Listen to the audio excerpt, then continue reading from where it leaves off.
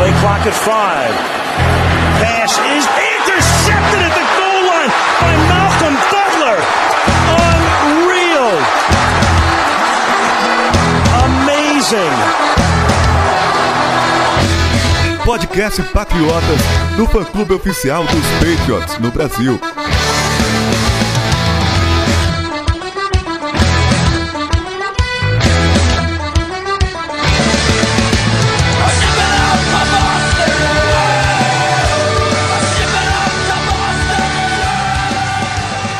Sejam todos bem-vindos ao podcast Patriotas número 115. Eu sou o Felipe Von Zuben e tem aqui comigo o Arthur Cunha.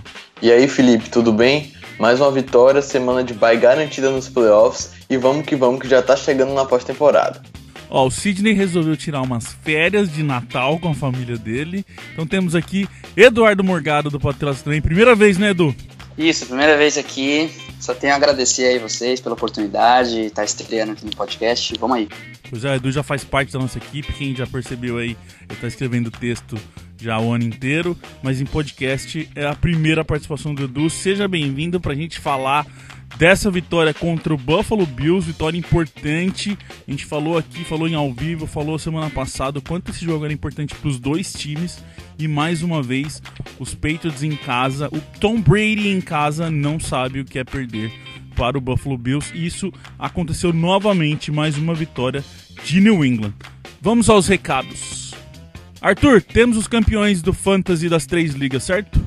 Certíssimo, Felipe. Essa semana 16 coroou os campeões do Fantasy. E na Liga Red tivemos o Thomas com o New England Celtics. Na Liga Blue, o Matheus com o Alps. E na Liga White o campeão foi o Pedro com o T-Boss Riddle. Muito bom, parabéns aí então aos 3 vencedores. Arthur, qual foi sua melhor posição nas ligas aí? Bom, minha melhor posição foi um 4º lugar muito digno na Patriotas Red. Meu Deus, digno? Mas só que na Liga White eu consegui pelo menos um 5º lugar aí, ó. Não, 5º, Arthur, pelo amor de Deus, ninguém lembra quem chegou em 5º na Fórmula 1. Bom, é isso aí, então, parabéns pra todo mundo que fez o seu trabalho aí, não deixou o Arthur vencer. Esse é o nosso objetivo do Fantasy sempre, fazer o Arthur perder. E ele que representa aí os nossos 3 times patriotas. E mais uma vez, parabéns Thomas, parabéns Matheus, parabéns Pedro. Bom, Arthur, esse ano foi maluco, né, o Fantasy. Já é até um aviso que tem um monte de gente que quando a gente fala de Fantasy aqui, fala que quer jogar. Pro ano que vem, tem que ficar muito esperto no dia que abre a inscrição, porque esse ano acho que foi em 1 hora e esgotou, né? Sim, porque são 60 vagas nas 3 ligas, cada uma com 20 times. E quando a gente já divulga que vai começar a abrir as inscrições, a galera tem que ficar ligada. Porque preenchendo as 60 vagas, a pessoa estando cadastrada no nosso fã-clube oficial, lá no site dos Patriots, a gente já vai mandar um e-mail para ela e já vai ocupar uma vaga. Então não tem muitas restantes e a galera tem que ficar ligadíssima se quiser participar do nosso Fantasy. Pois é, eu sei que vocês vão esquecer disso, mas a gente tem que avisar. Então lá pra agosto, mais ou menos, a gente faz o aviso. A gente sempre avisa aqui, avisa no Twitter, avisa em todos os lugares, no site certinho, que vão abrir as inscrições pra mandar os e-mails. E aí o negócio acaba muito rápido. Esse ano, em 1 hora, já tinha fila de espera. Então, pra quem quiser participar, fique esperto aí, então, pro ano que vem, pra poder participar aí no Fantasy com a galera. No Survivor ainda não acabou, a gente tem a última semana e a gente tá aqui nesse momento com 55 pessoas ainda disputando, só que são 5 invictos, então provavelmente o título vai ficar entre esses 5 aí que ainda não perderam, que não escolheram nenhuma pick errada no Survivor. Eu falei aqui semana passada, Arthur, a gente tem que lembrar então como que funciona mais ou menos, porque se realmente estiver empatado, se tiver mais de uma pessoa com nenhum erro, a gente vai para o saldo dos jogos, que funciona da seguinte forma. Vou dar um exemplo aqui. Se na semana 1 você escolheu a vitória dos Chiefs, por exemplo, você acertou a vitória e eles ganharam por 10 pontos de diferença. Você fez 10 pontos de saldo. E aí a cada semana que você for escolhendo o vencedor, você vai acumulando o saldo da diferença dos pontos do placar real do jogo. Isso não serve pra muita coisa no Fantasy, a não ser que chegue agora nessa final com gente empatada, que provavelmente é o que vai acontecer no nosso. Então, se tiver gente empatada com 2 vitórias, eles vão para esse saldo de quem teve o melhor saldo no ano inteiro para escolher quem que vai ser o vencedor. e é isso que a gente vai descobrir semana que vem. Então, última semana aí de NFL vai definir esse vencedor do Fantasy. Lembrando que começaram 1.051 participantes e chegamos agora com 55 sobreviventes. Parabéns para todo mundo que sobreviveu até aqui, e a gente fala semana que vem então quem que é o grande vencedor do nosso Survivor. Inside the 20 with a new set of downs. Here's Brady. Pass. What a catch! Gronkowski, touchdown. Look at that one-handed catch. Amazing catch. Vamos lá, gente. Patriots e Bills, mais uma vitória de número 12 na temporada. Aliás, recorde, né, Arthur? Batemos aí a sequência dos Colts que estavam com jogos... Estavam não, né? Eles fizeram uma sequência de temporadas com 12 vitórias e agora esse recorde é dos Patriots, né? Sim, mais um recorde batido agora na era Bill Belichick, que na semana passada, quando a gente conquistou a AFC, a gente chegou ao nosso 20º título divisional, que também é um recorde na nossa divisão e que também marcou o 9º seguido, outro recorde da NFL. Então mais um ano e mais marcas batidas pela dupla Bill Belichick e Tom Brady. Se você pegar Brady, Gronk e a questão Belichick, aí, a gestão Belichick, basicamente toda semana a gente teve recorde, né, Edu? A gente já tá quase que já tem um texto pronto pra gente fazer toda semana, que é sobre qual recorde eles bateram dessa vez, né, meu? Sim, no nosso site ali a gente vai postando os recordes, textos sobre recordes, e acho que já umas 4 ou 5 semanas seguidas a gente tem texto sobre recorde, seja de Brady ou Brady Gronk, Belichick, enfim, parece que a toda semana a gente quebra um recorde diferente. A gente tá, como eles estão há bom tempo jogando junto, principalmente esses três, não tem, cada hora é um que cai, é inacreditável o tamanho do feito que esses caras estão fazendo. Mas eu quero falar uma coisa aqui pra gente puxar, que foi uma coisa que aconteceu nesse jogo e eu venho percebendo que vem acontecendo nos últimos jogos, Arthur, é que os Patriots estão começando mal os jogos. Demora pra entender, pra encontrar qual que é o caminho do jogo, e isso é uma coisa muito estranha pra gente, porque a gente tá acostumado a ter aquele Patriots que chega, sempre faz um primeiro drive muito bom, já normalmente faz touchdown e consegue jogar com o placar na frente, que faz muita diferença pra esse time. Com os Bills não foi assim e não vem sendo assim, né, cara? Pois é, no começo da temporada nosso time marcava, seja um field goal, seja um touchdown, sempre nos primeiros drives. A gente já estava até acostumado com a defesa começando mal, mas agora, mais nessa reta final de ano, a gente vê tanto o ataque como a defesa começando meio que dormindo no ponto as partidas. E contra o Buffalo Bills não foi diferente, o ataque começou sem conseguir pontuar e logo deixou um drive de ali quase 7 minutos do Buffalo Bills em campo, que infelizmente só acabou com o field goal. A gente viu contra os Steelers, por exemplo, que o ataque ficou pouco tempo em campo, e isso ajuda, porque esse é um padrão, né, acho que é a principal regra de que todos os times que enfrentam os Patriots têm na lousa ali. A primeira regra é tirar Tom Brady de campo, deixar o Tom Brady o menos tempo possível em campo, porque ele sempre vinha e anotava ponto, drive dele é sempre ponto. Esse ano vem sendo diferente, ele vem precisando de mais drives para anotar, e isso pode fazer muita diferença em playoff, cara. Sim, tem até um dado aqui que parece que a defesa e o ataque também, né, principalmente o ataque dos Patriots demora um pouco mais para pegar no tranco nos últimos 5 jogos. Até o primeiro tempo a gente tem 63 pontos marcados nos últimos 5 jogos, e no segundo tempo esse número aumenta para 79. Então parece que no primeiro tempo a gente vem ali meio aos trancos e barrancos, e aí precisa vir um intervalo para colocar a casa em ordem e os Patriots conseguirem anotar os seus pontos para vencer as partidas. Então, isso me preocupa um pouco, principalmente para playoff, que é aquele jogo que você tem que assumir, e os Patriots sabem, a gente já falou isso que esse ano até, o ano passado, bom, a gente sempre fala isso, como os Patriots sabem jogar com o placar na frente, e quase foi, bom, a gente começou tomando 3 pontos dos Bills, mas quase aí que já começa com um touchdown atrás, então é uma coisa para eles se acertarem aí nessa última semana, na semana de folga dos playoffs que já tá garantida, pra gente ver como que vai funcionar. Uma outra coisa que eu achei interessante, Arthur, é que como os jogos foram bem pertos, né? O primeiro jogo contra os Bills e esse agora, mesma coisa que aconteceu com os Dolphins. Dos Dolphins foi 2 jogos bem diferentes. completamente diferentes a forma que atuaram. O Miami se preparou muito melhor pro segundo jogo. E eu não achei que foi o que Buffalo conseguiu fazer, porque esse jogo foi muito parecido. Tem muita coisa que o que aconteceu no primeiro jogo aconteceu no segundo também. E eles precisavam tanto dessa vitória, eu achei que eles se prepararam menos do que o próprio Miami para esse segundo jogo, né? Sim, interessante até que o ataque de Buffalo não conseguiu marcar touchdowns contra a defesa dos Patriots. No primeiro jogo, a gente só cedeu 3 pontos, e nessa partida do último domingo, o touchdown que Buffalo marcou foi na pick six de Tom Brady. Então ali a comissão técnica, principalmente o coordenador ofensivo do Buffalo Bills, não conseguiu traçar um gameplay interessante para bater a defesa dos Pats. Tem várias coisas bem parecidas aí, então a gente vai puxar alguns assuntos aqui, lembrando disso, de como aconteceu no jogo 1 no jogo 2. A primeira coisa óbvia, Edu, é o jogo corrido, que o Lewis fez um ótimo jogo no primeiro confronto e voltou a jogar bem. Lewis tá num momento inacreditável, né, cara? O Lewis acho que analisando os números, a gente pode dizer que o Lewis está tendo uma das melhores temporadas da carreira, se não a melhor. Nesse jogo contra os Bills, ele fez a melhor marca da carreira em snaps, 51 snaps, em corridas, em jardas corridas, que são 129 jardas corridas, e 153 jardas a partir do scrimmage. Então, assim, ele fez um jogo sensacional, absurdo. E um detalhe importante é que ele está no último ano do contrato, né? A partir de março ele vai virar um agente livre e restrito. Seria interessante os Patriots renovarem com o Lewis, porque vem fazendo uma temporada absurda.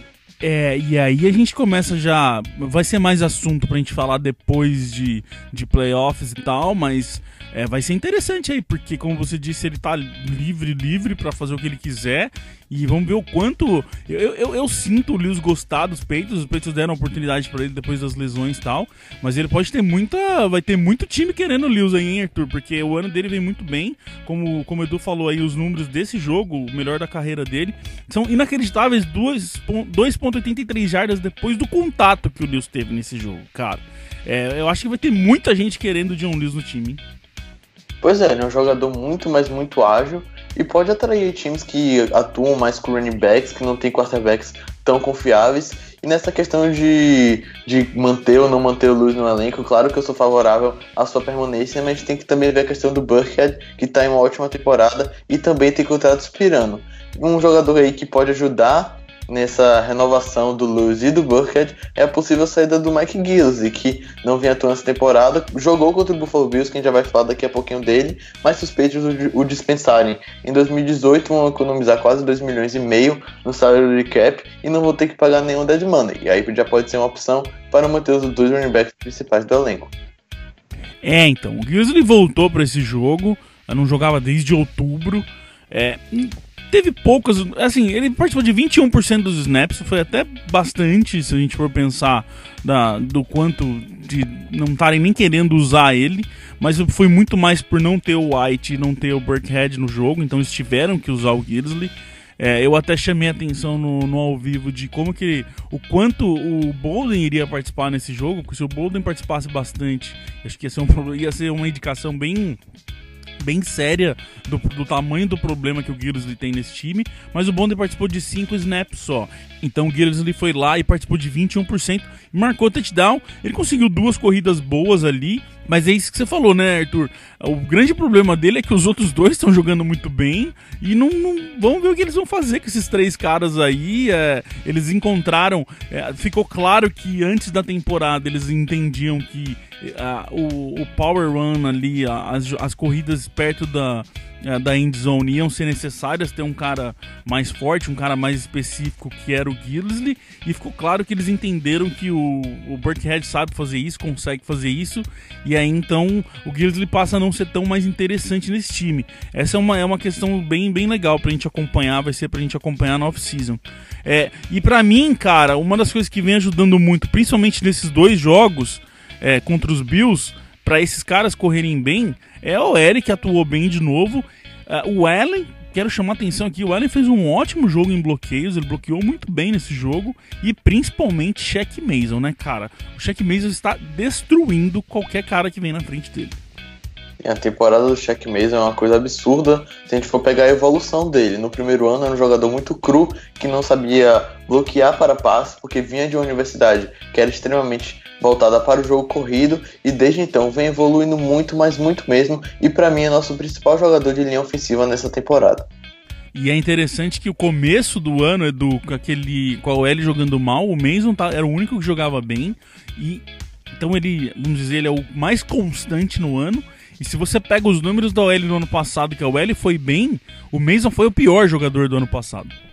Pois é, acho que ajuda muito em termos de corrida, né? A OL começar a funcionar, abrir espaços assim, e possibilita até que o Lewis faça uma temporada como que ele tá fazendo. Se de repente a OL não vem bem, não vem conseguindo abrir espaço para os corredores passarem, fica difícil também pro Lewis apresentar esses números, né? Então assim, uma mão lava a outra, a OL indo bem, por consequência os running backs também vão bem.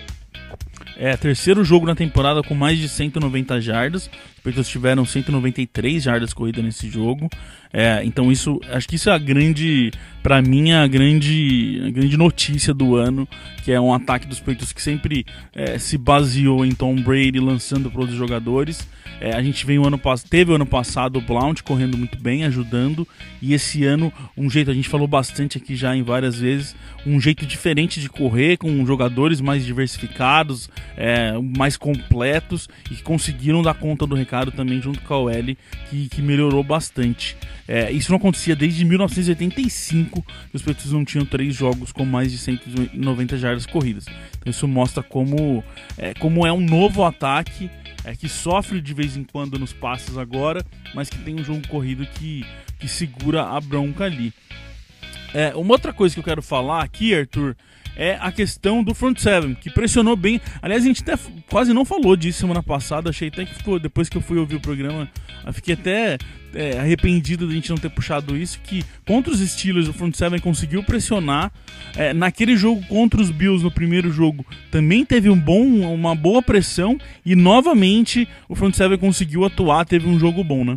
Teve um jogo bom e teve uma partida excelente de Marquis Flowers. Quem diria o linebacker que chegou para atuar mais no Special Teams, não tinha conseguido nenhum sack na carreira até o último domingo, conseguiu 2,5 contra o Buffalo Bills, além de 3 hits e 3 tackles for loss. Então é uma partida surpreendente do camisa 59, que herdou a vaga ali de David Harris, que não apareceu em campo contra os Bills. E o interessante que eu acho dessa escolha é que, como a gente ia enfrentar o LeSean McCoy, que é um running back muito rápido e muito ágil, a escolha do Flowers, que é um jogador mais rápido que o David Harris, deve ter sido por esse motivo, essa questão da velocidade. Pois é, e é interessante que foram 2 jogos onde o grande destaque da defesa foram 2 jogadores que ninguém conhecia muito, né?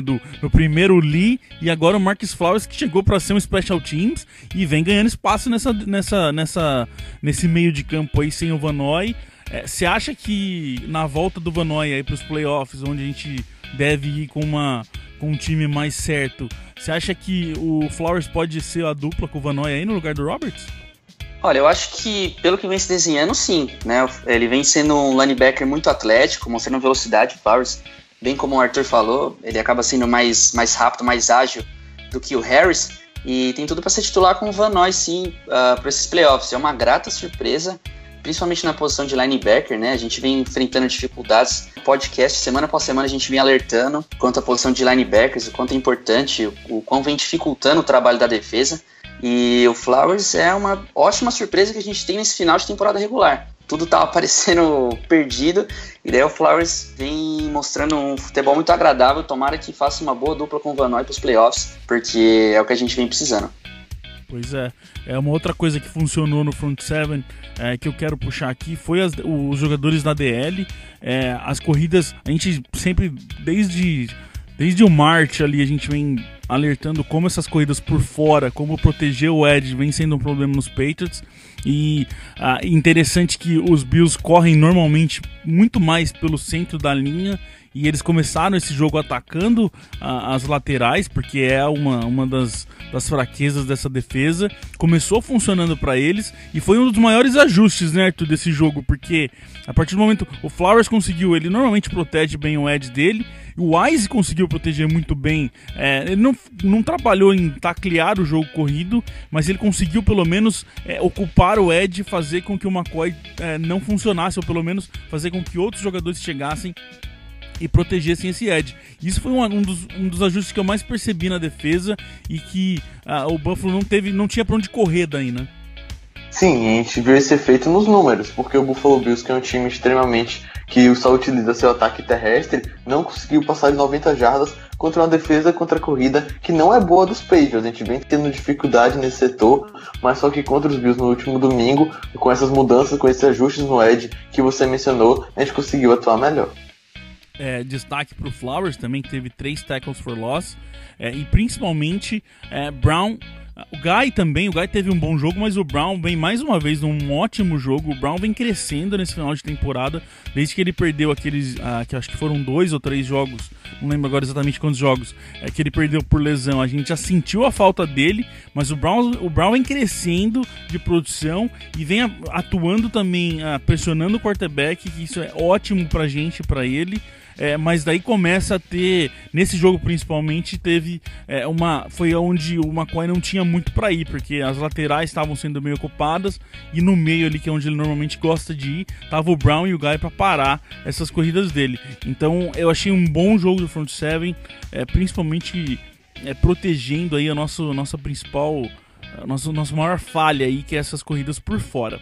Pra gente terminar esse assunto aqui de coisas parecidas, Edu, tem que falar de Rob Gronkowski, que dominou o primeiro jogo e jogou muito bem nesse segundo também, né, cara? O Gronkowski é outro que vem num momento inacreditável e que a gente quer que dure mais um mesinho só do Gronkowski jogando desse jeito, pode fazer muita diferença pra gente, né? O Gronkowski também, a gente já sabe da qualidade dele, é um jogador incrível.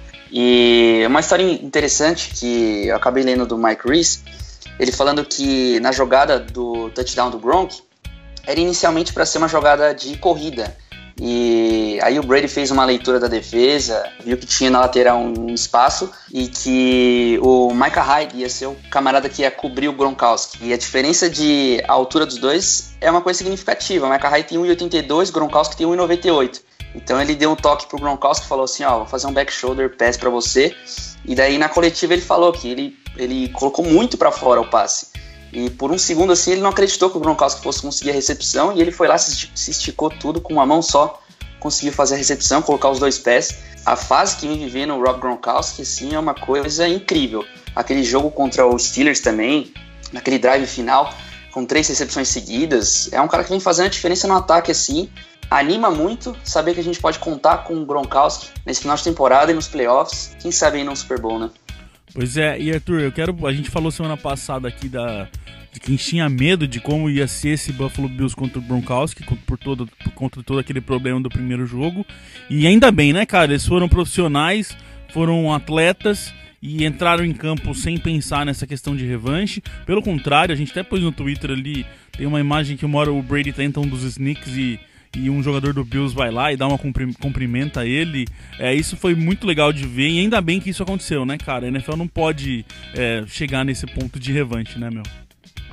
Sim, apesar de ambos os times serem rivais e estarem disputando o vaga nos playoffs, os Patriots já conquistaram, mas o Buffalo Bills ainda tinha essa possibilidade, a gente tem que manter isso de lado, essa violência toda em campo. O futebol americano já é um esporte de muito contato e não tem por que atingir o adversário. O que Gronk fez na semana 13 foi errado, foi equivocado, mas não é por isso que o Buffalo Bills teria que revidar. E só uma coisinha interessante que eu andei pensando sobre o Gronk, isso dele estar saudável e estar conseguindo jogar muito bem, é porque ao longo dessa temporada ele teve alguns descansos. Porque se a gente for pensar, ele jogou os 4 primeiros jogos, descansou contra a Tampa Bay, porque estava ali machucado. Depois jogou até a bye week, jogou até a semana 8, descansou na 9, voltou na 10 com o resto do time, jogou até a 13 contra o Buffalo Bills, descansou na 14 contra os Dolphins e vai jogar até o fim da regular. E como teremos a bye week na semana de wildcard, ele também descansará novamente e poderá engatar novamente 3 jogos seguidos até o Super Bowl se a gente for. Segundo o Lewis, que ele deu entrevista, o Gronk não descansa quando acontece isso. O Gronk fica com fome. Essa que é a grande diferença, segundo o John Lewis.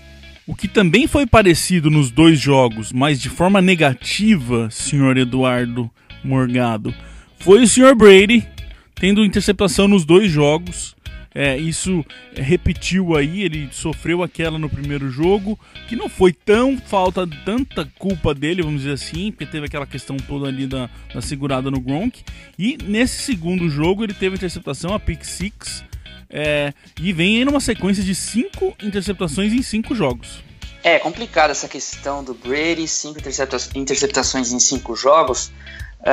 Ainda que algumas dessas interceptações não tenham sido culpa efetiva dele, assim, né, por ter errado o lançamento e tudo, talvez ele esteja com uma falta de confiança, não sei, isso pode ser, preocupa um pouco. Isso era uma estatística que não acontecia, se não me engano, desde 2002, quando ele era estreante na liga ainda, tinha 1 ou 2 anos, e agora 5 interceptações em 5 jogos. A gente tá no finzinho da temporada, tomara que a chavinha vire pros playoffs, porque esses turnovers assim costumam ser fatais quando se trata de pós-temporada. E Arthur, é interessante que se você pega, a gente vem falando isso já nas últimas semanas também, nessas 5 semanas aí que a gente tiver interceptações, a gente vem vendo um Brady um pouco instável, né, meio desregulado ali, com os passes meio estranhos, umas decisões meio estranhas também. Se você pegar essas 5 interceptações, como o Edu falou, nem todas foram culpa dele, mas a maioria delas foi ele forçando um passe onde tinha marcação dupla em Cooks, por exemplo, ou ele fazendo uma leitura errada da defesa e não vendo um defensor, que pra mim foi esse caso dessa interceptação do domingo. Ele não viu ali que tinha um cara na cobertura em cima do Breach. Tem muita coisa aqui que pode envolver, que pode ser, vamos dizer, o fator pro Brady estar tendo essa decaída, mas eu sinto que falta de confiar em outros caras e meio é um dos fatores, e eu também tô sentindo que ele tá com pouca confiança na OL, cara. Parece que ele tá sempre achando que vai tomar porrada, então ele tem que soltar a bola antes do que precisa, sabe? Sim, eu entendo você, e acho que essa questão da OL é mais pelo lado direito, ali na posição de right tackle, porque a gente começou o ano com o Cannon, depois na metade foi com o Aldo e agora tá com o Cameron Flame, que se firmou como titular. Então essas 3 mudanças aí pode ter meio que mexido um pouco na confiança de Brady com a linha ofensiva, mas só que ela vem jogando bem. Isso que é interessante, porque apesar de Brady não tá tendo toda essa confiança, ele tá conseguindo engatar boas partidas. E para mim uma questão também pode ser essa falta de confiança nos recebedores, porque se a gente for pensar, o Hogan já sendo o principal alvo de Brady no começo da temporada, e desde sua lesão então ainda não conseguiu encontrar um wide receiver que tem essa sincronia igual. Claro, tem o Danny Amendola que tá nos Patriots há anos, mas Amendola não é mais aquele cara para jogar 90% dos snaps. E Cooks agora que já tá aparecendo mais em rotas longas, eu acho que isso também afeta um pouco na sincronia de Brady com seus wide receivers.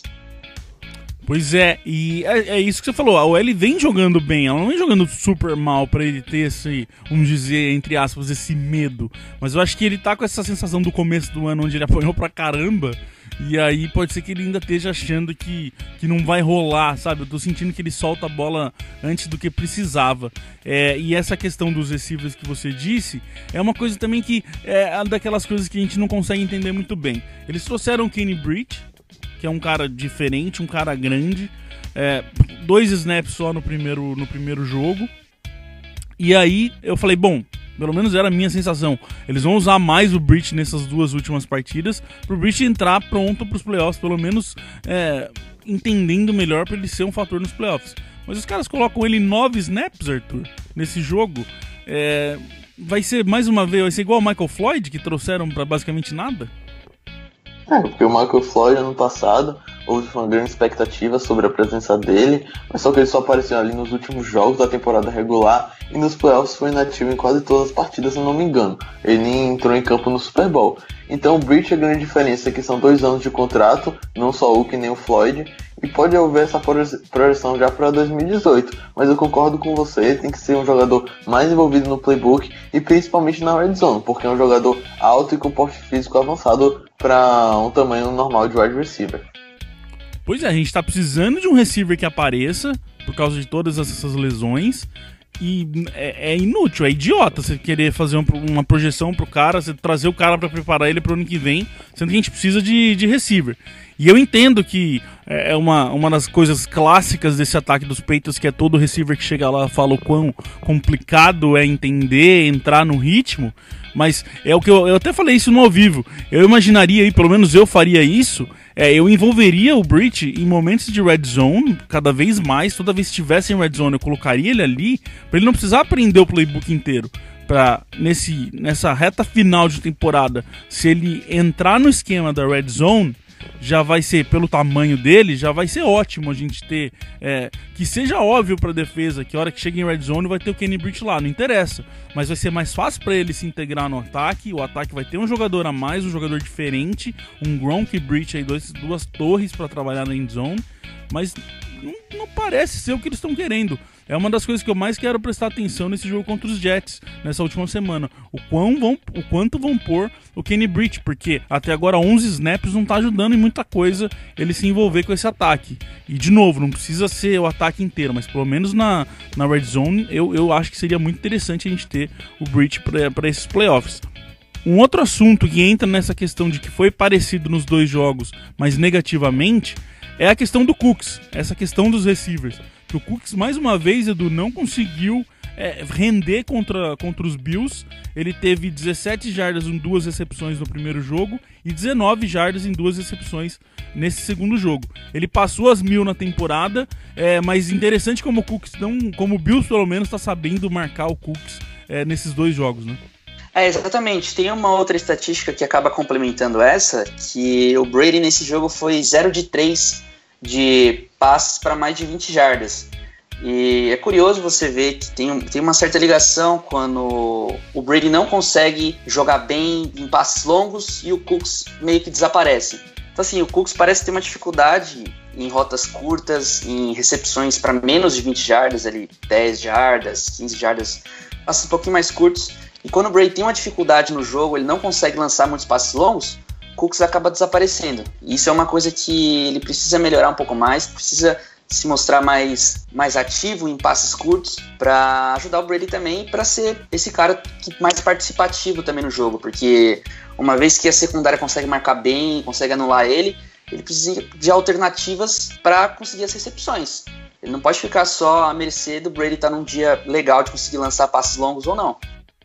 E a gente tá nessa necessidade, né? A gente vem falando aqui o quanto a gente precisa de um receiver que apareça mais. Esse jogo foi até interessante que, principalmente no começo do jogo, o Brady foi bem mais diversificado, ele usou muito mais jogador, ele deixou pra usar o Gronk, acho que só no segundo quarto, quase. Se eu não me engano foi isso, que ele foi procurar o Gronk a primeira vez. O Hollister apareceu, o próprio Breech ele tentou passe, o Amendola, o Dorsett recebeu passe. É até interessante, a gente falou, semana passada a gente pegou bastante no pé disso, principalmente eu aí em texto e no dentro de campo, de como o Brady estava focando em um jogador só e ele teve que trabalhar mais jogadores. Eu gosto disso, mas entre esses jogadores precisa estar o Cooks, que entre esses caras aí, é o receiver, é o recebedor mais talentoso que a gente tem. Só que, como você disse, ele não tá conseguindo render nessas rotas curtas e ele precisa urgentemente. Pra gente terminar esse assunto Buffalo Bills, vitória dos Bills, eu quero puxar aqui o que não foi parecido. A gente falou de tudo que foi parecido aí de formas positivas e negativas, mas teve coisa que não repetiu o que aconteceu no primeiro jogo. E a principal coisa, se for bobear, a única coisa, Edu, foi a atuação da nossa secundária, que teve um ótimo jogo na primeira partida e não conseguiu dessa vez, né, cara? Butler e Gilmore sofreram para marcar os recebedores dos Bills e a gente quase teve problema aí, porque até o meio ali quase do terceiro quarto parecia que esse jogo ia ser apertado até o fim, né, meu?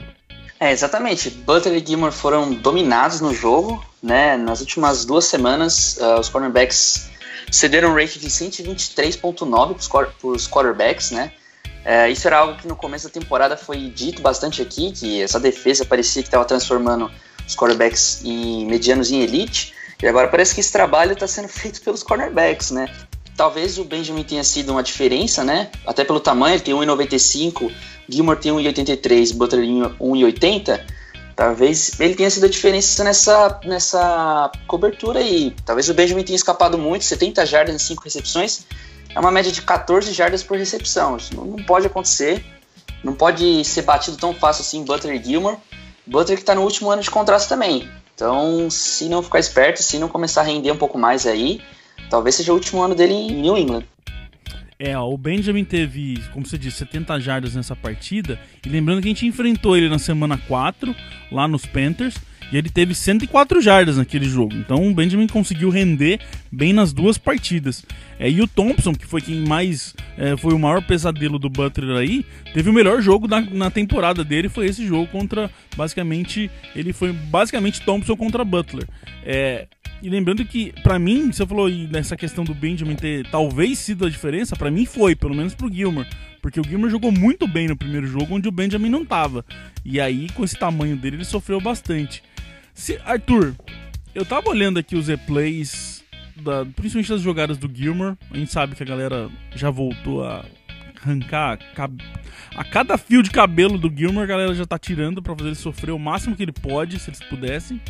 Mas você achou que o Gilmore foi ruim ou que o Benjamin foi muito bem? Eu achei que o Gilmore tava lá em todas as jogadas, cara. Eu concordo com você, né? O cornerback que não deixa muito espaço para o adversário. E nesse jogo específico contra o Buffalo Bills, foi mais mérito do Benjamin, na minha opinião. Claro que o Gilmore poderia ter conseguido desviar alguns passes, não ter deixado tantas recepções, mas também tem que dar o crédito ao receiver adversário. Teve também aquela jogada polêmica do touchdown que foi revertida do Buffalo Bills, e na minha opinião ali foi touchdown, né? Foi touchdown, né? Na minha opinião, pra mim foi uma jogada muito difícil de ser avaliada pelos juízes, e como no meu ver foi inconclusiva, os juízes teriam que deixar a posição de campo, que foi touchdown, e não reverter para passe incompleto. Então, nessa jogada, por exemplo, é uma questão. Você pega o replay, o Gilmore tá lá. É que o passe foi muito bem feito e o Benjamin conseguiu se esticar e pegar aquela bola no fim da end zone. Aquela outra bola que ele pega no alto, também. O Gilmore tá lá, só que o passe foi no terceiro andar e o tamanho do Benjamin fez ele chegar lá.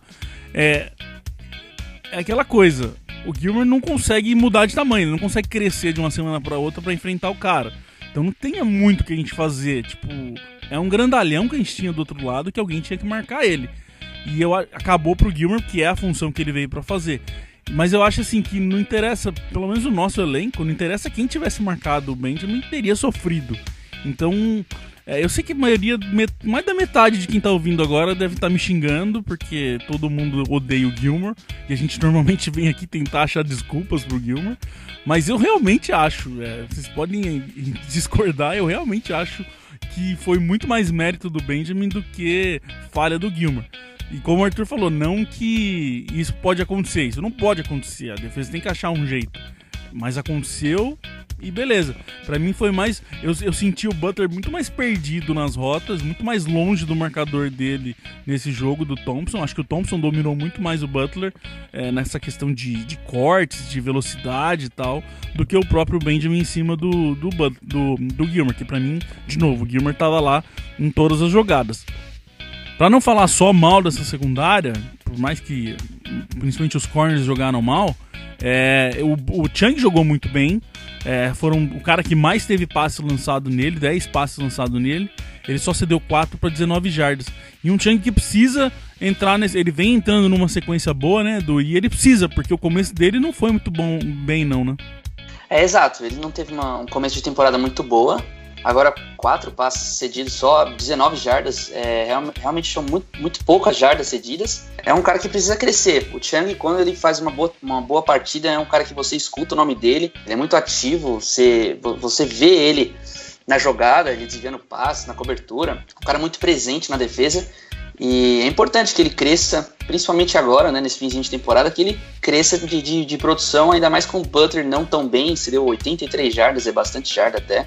E o Chung, ele precisa ser esse cara, de fazer a cobertura, quando um não tá bem, ele vai lá, se deu poucas jardas, tomara que a produção dele aumente para os playoffs. E principalmente a gente não pode esquecer que o Chung normalmente é o marcador do tight end. E esse jogo contra o Buffalo tinha o Charles Clay ali, que é um dos principais jogadores deles, e que quase a gente não ouviu falar o nome do Clay. Foram mais, que mostra muito também esses números do Chung, o quanto o Chung jogou bem. E numa NFL cada vez mais focada em tight ends, com os quarterbacks cada vez mais usando tight ends, o bom jogo do Chung se torna cada vez mais necessário nessa defesa dos Patriots. Como a gente vem fazendo nas últimas semanas, vamos ver como que tá a questão da AFC, que tem seed 2 garantida já, né, Arthur? Pois é, com a vitória em cima do Buffalo Bills e a derrota surpreendente do Jacksonville Jaguars para o San Francisco 49ers, os Pats já garantiram no mínimo aí a seed 2 da Conferência Americana e também garantiram a semana de bye na rodada de Wild Card. Pois é, a gente precisava disso pro Patriots Awards. Obrigado, Jimmy Garoppolo. E é interessante essa questão, Edu, porque o Garoppolo vem jogando bem, vem aí vencendo tudo desde que entrou ali.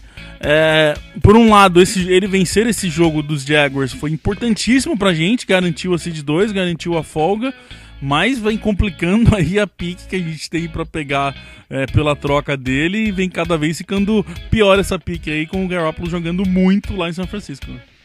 Sim, indiretamente, ao mesmo tempo que ele ajuda, ele atrapalha, porque vem vencendo todos os jogos com o 49ers aí, possibilitou que a gente garantisse a seed número 2, mas também tá complicando no draft, né? Então, ao mesmo tempo que ele tá ajudando, ele tá atrapalhando. Ele ajuda de um lado e atrapalha do outro. Bom, pra seed 1 tem duas opções agora. Ou os Patriots vencem os Jets, que já garante, só depende da gente, ou o Pittsburgh perde pro Browns, coisa que é bem difícil de acontecer, mas que se perder também garante a seed 1 pros Patriots, sem a gente precisar vencer Nova York. Então essa é a situação para a gente ter a seed 1 agora, pensando nessa última semana de temporada regular. Jets, gente, que vem morto, não tem mais questão, não consegue mais nada aí, não tem mais como afetar em nada, não tem chance de playoffs, não tem nada que eles podem fazer. A única coisa que o Jets pode fazer é tirar a seed 1 dos Patriots. Essa é a ambição dos Jets contra o rival, o maior rival deles, para essa última semana. Mas é um Jets que perdeu os três últimos jogos e tem uma vitória nos 6 últimos jogos, Edu. Eu diria que é obrigação, nem pensar um time que está indo para playoff, que quer ser campeão de Super Bowl, pensar em perder esse jogo, né? Não, é obrigação mesmo se você analisar os últimos jogos dos Jets. Os Jets nos últimos 3 jogos anotaram 26 pontos e tomaram 68. Então, assim, são quase 3 vezes mais pontos cedidos do que marcados. Nos últimos 3 jogos também, os Jets têm 4 interceptações e 1 touchdown. Então, se você analisar todos esses números, nos últimos 3 jogos tem 4 interceptações e 1 touchdown, quase 3 vezes mais pontos cedidos do que marcados. É impensável que os Patriots percam esse jogo. Arthur, a gente vem lembrar aqui que os Jets não estavam bem no primeiro jogo contra a gente, e a gente foi lá e fez aquele jogo e fez o Macau parecer um quarterback de elite. Foi depois daquele jogo que a gente teve que fazer aquele texto, porque ele jogou muito com os Patriots no momento que a nossa defesa estava mal, e a gente volta a ter um momento de defesa ruim com cornerbacks jogando mal. Então, por mais que seja obrigação, os Patriots com Jets, com defesa ruim, é de se pensar aí que não pode acontecer, cara, mas precisa dar um jeito de isso não repetir, né, meu?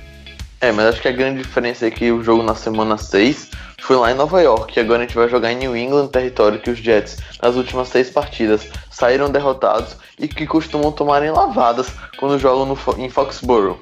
Então, apesar de ter toda essa questão de rivalidade, como o Edu e você falaram, é obrigação nossa vencer, mas não pode entrar em campo achando que já ganhou, que já tá tudo decidido, porque o New York Jets só tem uma ambição nessa temporada agora, como você disse, tirar a seed 1 dos Pats. Bom, a gente falou no começo desse programa de como essas últimas semanas os Patriots vêm jogando mal o primeiro tempo, não vêm rendendo no primeiro tempo. É uma coisa que eles precisam resolver e fazer isso nesse jogo. Acho que é a melhor estratégia aí, entrar, anotar o máximo de touchdown possível nesse primeiro tempo com os titulares, garantir que o jogo tá tranquilo, fazer com que o jogo fique com uma diferença boa e aí já começa a poupar jogadores da metade pra frente. Essa eu acho que é a estratégia primária aí dos Patriots e que vem tendo problemas em ter um primeiro tempo bom. Então a gente precisa superar isso e matar esse jogo dos Jets já no primeiro, segundo quarto, principalmente até o intervalo, pra gente conseguir dar uma descansada em jogadores importantes, para pelo menos descansar uma semana e meia, vamos dizer assim. Certo, gente? A gente volta então semana que vem para falar desse Jets, para já falar do final da temporada, depois em Patriots Awards, e aí a gente entra em playoffs mais uma vez, que o negócio fica complicado e o coração não aguenta. Arthur, brigadão, a gente volta semana que vem. Um abraço, Felipe. A gente volta semana que vem para falar desse jogo contra o New York Jets. E se Brady quiser, com a seed 1 garantida. Pois é, a gente precisa disso. Edu, bem-vindo novamente. Volte quando puder, cara. Obrigado aí, obrigado Arthur, obrigado Felipe aí por poder participar do podcast aí. Espero voltar em outras oportunidades aí. Um abraço a todos e Go Pets. Go Pets, abraço, galera.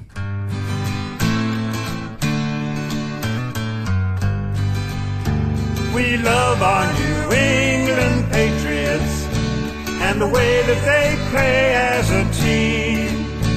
And we'll always be true to the red, white, and blue, our New England American dream. When they take to the field, they don't often yield. They'll bend, but they seldom will break. If the first half should sour, well, there's still half an hour. They'll ignore every bruise, every ache, and they'll pull it all out at the end of the bout. If it's close and the game's getting scary, if the offense can't score with a few seconds more, then we call in old clutch Vinatieri.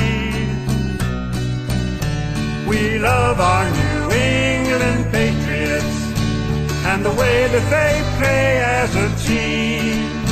And we'll always be true to the red, white, and blue, our New England American.